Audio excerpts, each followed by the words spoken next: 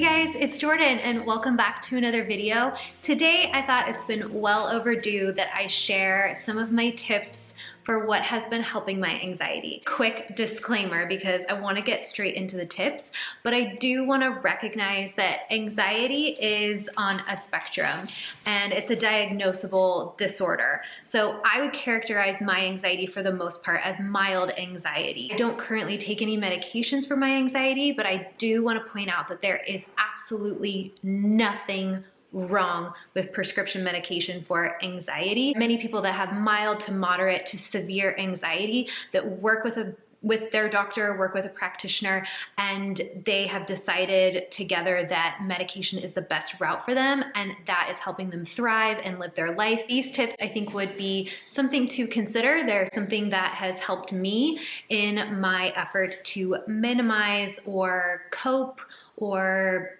decrease my mild anxiety. My first tip is super simple and it doesn't cost you anything, and Sally wanted to be here to tell you about it, and that is to do nothing. It may sound really scary and crazy if you're an anxious, always have to be doing something type of person like me, but it's purposeful doing of nothing. My favorite blogs and books to read are the Blue Zones books and their blog. I'll leave a link to it down below. I read an article on that website that is about Nixon. I think I'm pronouncing that right, Nixon. It's the Dutch art of doing nothing. It explained how it was really good for anxiety.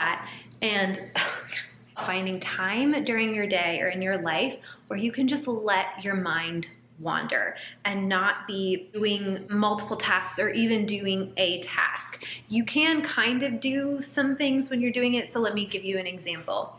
So I'm drinking a cup of tea right now. So maybe when I have my cup of coffee in the morning or I have a cup of tea, I go and sit. I find that like being outside or looking out a window, or looking like even at a painting or sometimes looking at a book, not looking at technology or a screen really helps me do this. I'll just find my mind just start wandering and I'll just kind of let it go. And what I've learned is that when you do that, you start to process all those little things in your mind that would normally build up and create anxiety over time.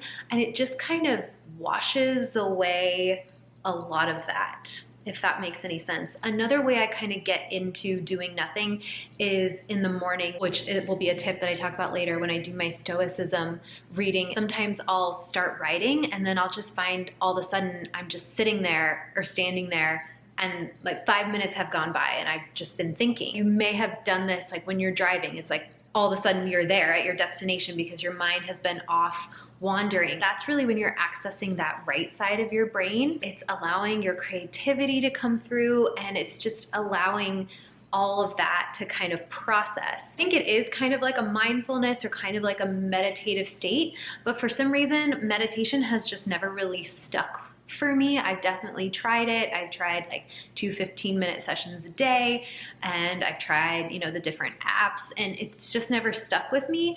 But I love this kind of mindset shift of just purposeful doing of nothing. But it's not like you have to force it. You just put yourself in a scenario to kind of get there. If that sounds intriguing to you, definitely check out the article below. But if you want me to do a more dedicated video, maybe show you how I do it, I can definitely do that. Tip number 2 is Stoicism. So this is a book that I got called The Daily Stoic by Ryan Holiday and Stephen Hanselman. It's based on the day of the year. So like today, December 1st, I would go to that page and read the reading for December 1st. It'll have like a quote from a Stoic philosopher. The author will kind of have a blurb underneath that that really interprets the quote and kind of makes it more like actionable, like what you can do. Okay, now that you understand this quote, like what does that look like in real life? And then I usually kind of take a couple notes underneath it. But the reason that I love Stoicism and how it's really helped my anxiety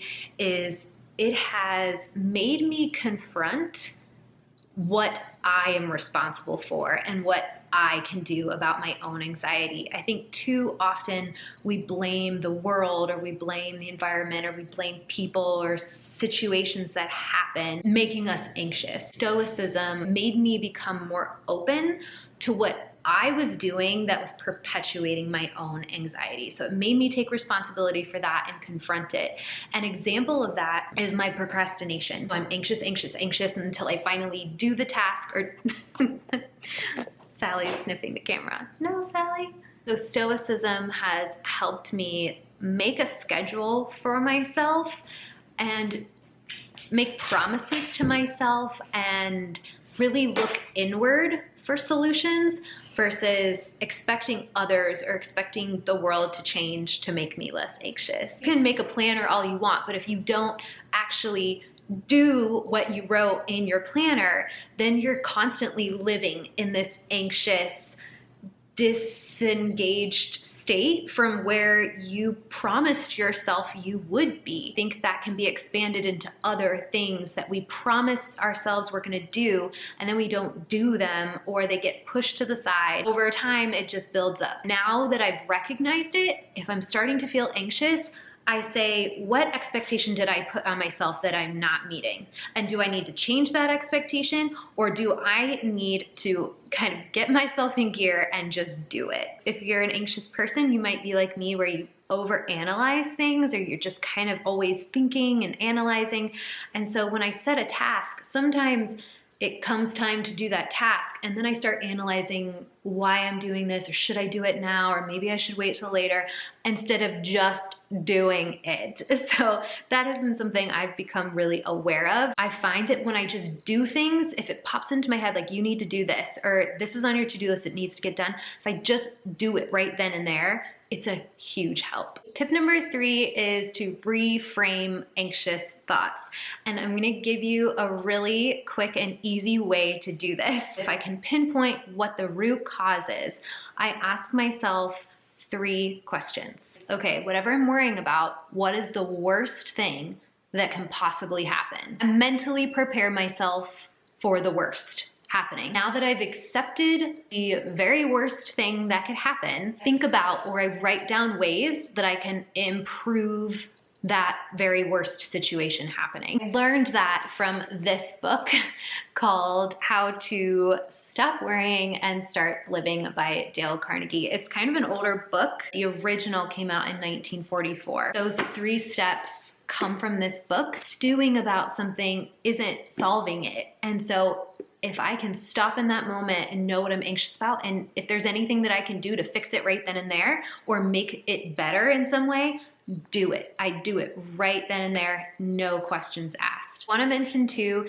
that I think making these things part of your daily routine and using these tools like you would a supplement or a vitamin, like you take them every single day rather than a quick fix or a more reactive way of dealing with anxiety, is most helpful. So I didn't really see my baseline of anxiety improve until I started doing these things regularly. If you don't make it a habit, like just like brushing your teeth is every morning, then it'll feel like work, or it'll always be reactive, and you'll never get that actual relief from anxiety that you're really looking for. I had to kind of get through that mental frustration of them not like magically working right away, and I had to just do them for a couple weeks. Number 5 is technology, specifically like whatever type of technology or social media that you're consuming. For me, it was a lot of Instagram and a lot of podcasts.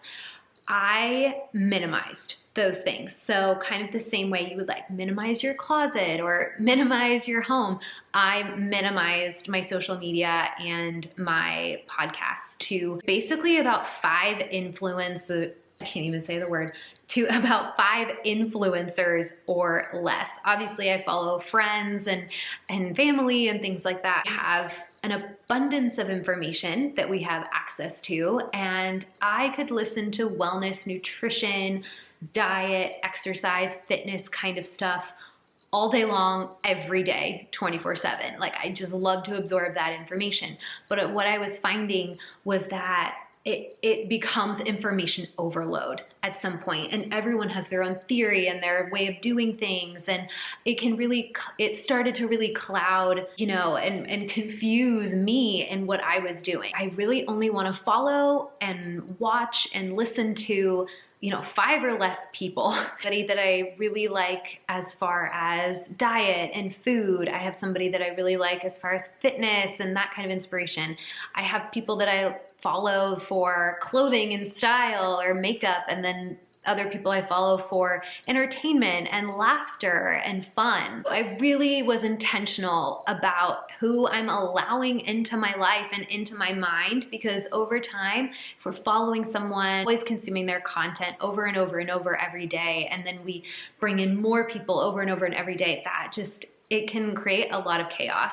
And I know it did in my mind. It created a lot of chaos and questioning and always feeling like I needed to be improving or changing something, and that kind of fed my anxiety. Have some awareness of that, and don't be afraid to unfollow. Last but definitely not least, let me grab my tea because it's part of this tip. And this is kind of a newer thing, and it's something that I've been knowing I needed to do for a long time, and that is decrease caffeine consumption. Certainly I get energy from caffeine, but what I notice more is that I get a pounding, racing heart if I have more of like a darker roast coffee or more, or if I drink more coffee. I just have this like impending feeling of doom, like something bad is going to happen. And the only way to relieve it is to like get up and walk around or go on a long walk. It's that fight or flight kind of thing coming in. And to feel like that when you're having to sit at your desk and work for a few hours,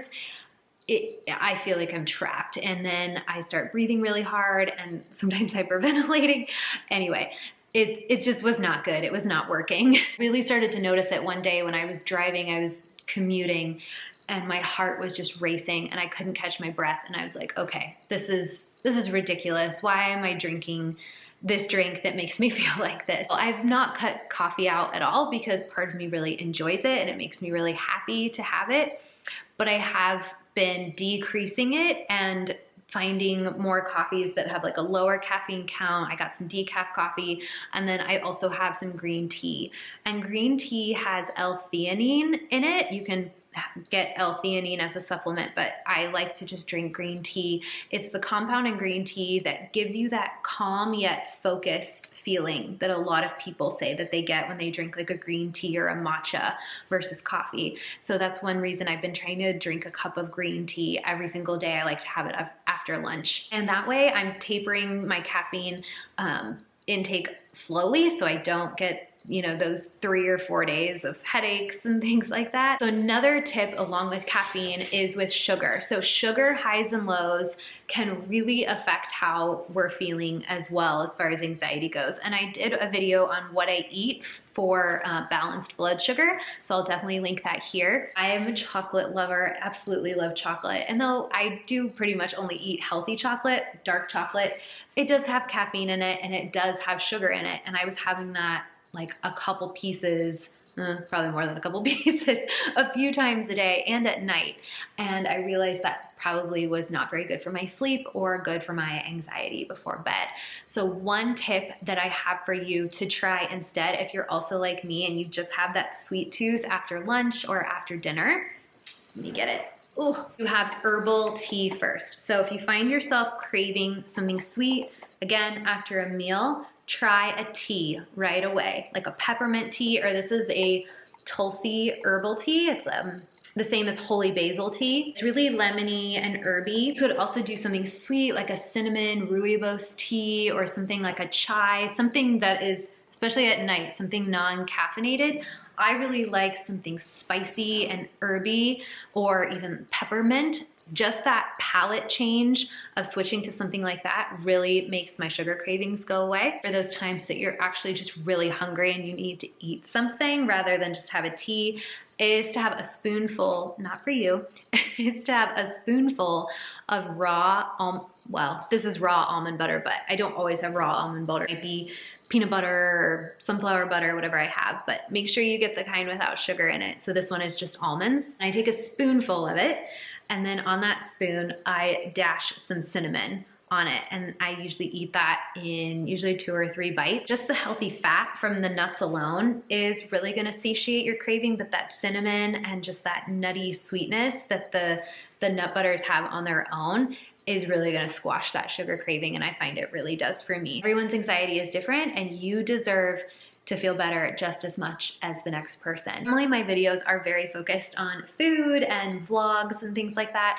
but I just thought I'd better tell you guys about these tips while I know that they're working, and I'm definitely still a work in progress. I'm not 100% cured. I don't think you're ever cured of anxiety. If you're interested in things like health, healthy cooking, recipes, vlogs, lots of cameos from this one over here, and how I'm working on balancing my hormones, and also just my journey with school and life, all that good stuff, then make sure you subscribe for more videos because there's a lot more to come. Like this video. See you guys soon for another one.